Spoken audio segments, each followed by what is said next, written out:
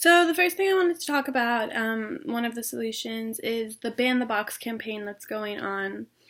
Um, One of the hardest things about having a conviction on your record is finding employment.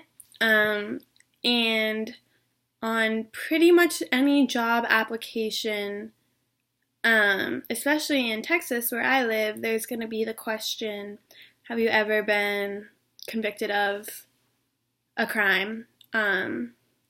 And if that box is checked, your application's going to be thrown in the trash. And so the Ban the Box campaign works together to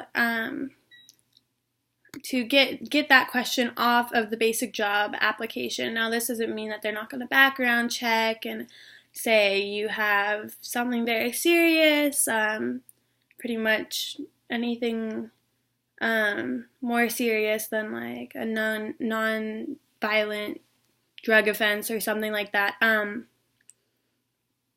Then they have, of course, the right to reject your application.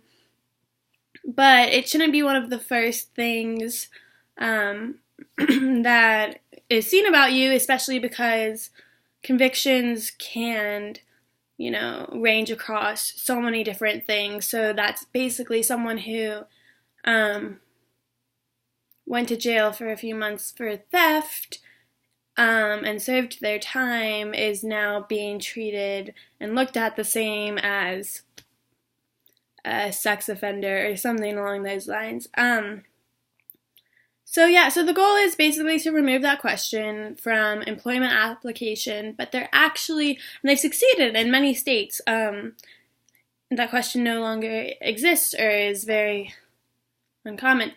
And they're actually now trying to expand the campaign to housing because this is huge. It's already so hard to find housing in general, but with something like that on your record, most apartment complex will deny you, and it leads to a lot of homelessness for ex-felons. So that's one of the solutions that we have for people who have served their time and are now trying to adapt back into society.